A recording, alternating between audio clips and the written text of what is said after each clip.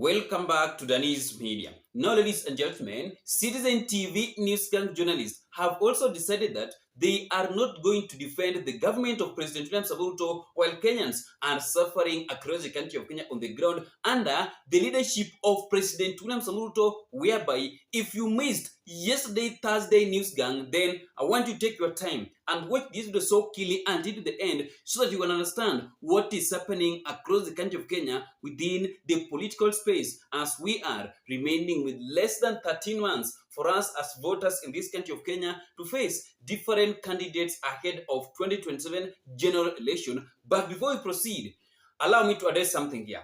Please, all the Killer Quads team, all the goons, be careful whenever you are being given order to go and cause violence somewhere. Because these politicians, these leaders will use you, then later on you will be killed after 2027 election. So be very, very careful.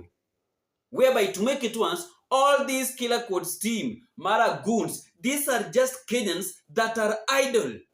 These are Kenyans that have lost something to do. They're just jobless youths that are being used as Killer Quads team, as guns. Be careful. I want to tell you, all the killer squads, I want to tell you, we have been in this country and we know. After this government will have done using you, they will kill you all. That is what the government normally does. Saa hizi serikali itawatumia nyinyi killer squads, nyinyi goons. Serikali itawatumia kwa abduct na kutocha watoto wa watu na kuwaua. Hii serikali baadaye itawaua nyinyi because you are living witnesses. Na serikali huwezi kubali mashahidi waendelee kuishi. I can tell you for sure. Na nataka nimaliza kusema hivi. The arc of the moral universe is long, but it bends towards justice. Asanteni. Hawa mapolitician watawatumia, then later on they will end up killing you. Because they know very that you know they are secret. So be very, very careful.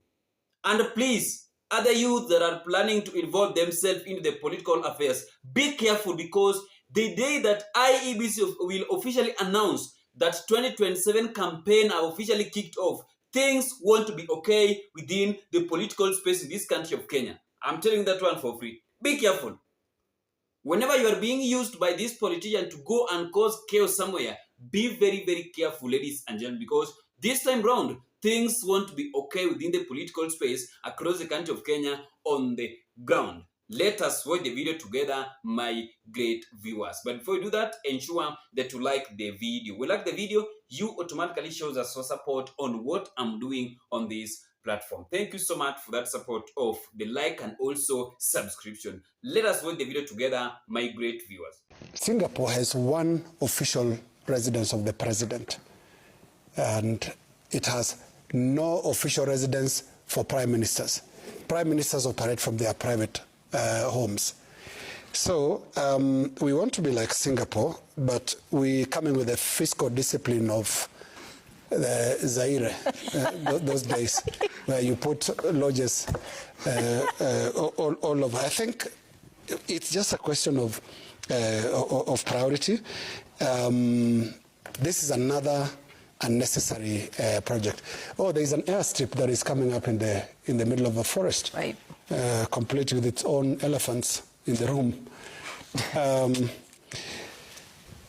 Meru is exactly 52 minutes by road from the Isiolo International Airport. If we are talking of flying, we have not even utilized the Isiolo International Airport properly. It's 52 minutes, and 52 minutes is a reasonable distance for an international airport. For anyone scrolling through social media this week, here's a small challenge. Read a few posts. Don't look at the names, just read the words. Now, one post accuses a media house of extortion and gangsterism. Another warns of state-sponsored killer squads. A third responds with threats of, quote, dire consequences. Now ask yourself this. Could you tell which of those posts came from the president? Which one from a cabinet secretary? Which one? From a former deputy president? Or would you assume they were all written by anonymous accounts chasing outrage and engagement?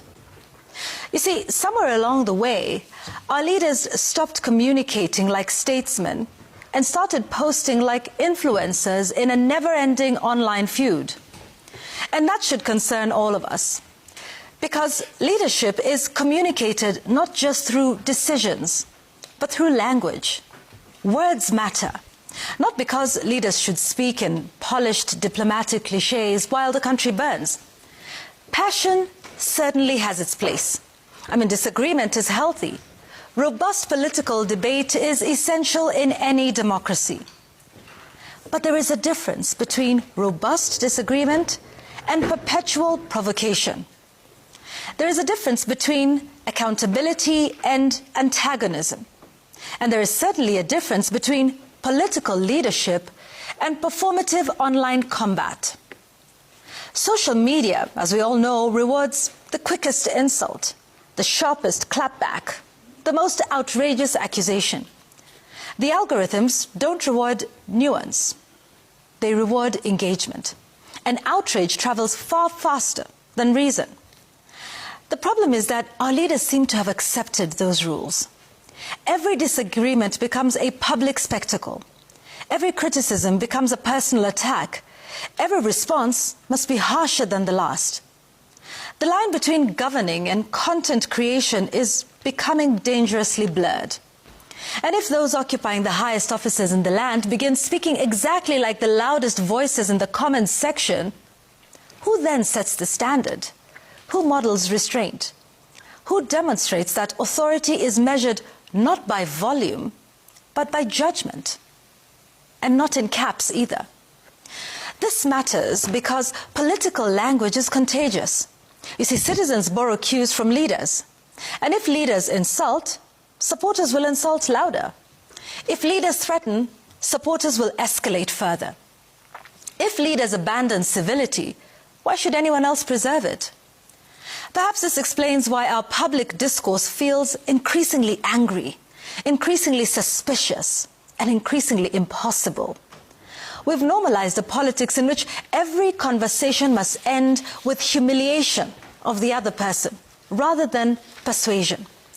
Where victory isn't convincing your opponent, it's embarrassing them. And maybe that's the bigger loss. Because leadership simply isn't about winning arguments. It's about setting the tone of a nation. Our Constitution gives public officers immense authority. And it also expects something in return. Dignity, integrity, and leadership worthy of public trust. Perhaps it's time we expected those values not only in the decisions they make, but also in the words they choose. Public trust is built as much by the language leaders use as by the policies they announce. But when every message sounds like a political brawl, even serious governance begins to look like just another social media contest. Because if we can no longer distinguish the voice of a head of state, a cabinet secretary, or a former deputy president from that of an anonymous account chasing the next viral moment, then we have lowered the office long before we've elevated the conversation. That's my take tonight.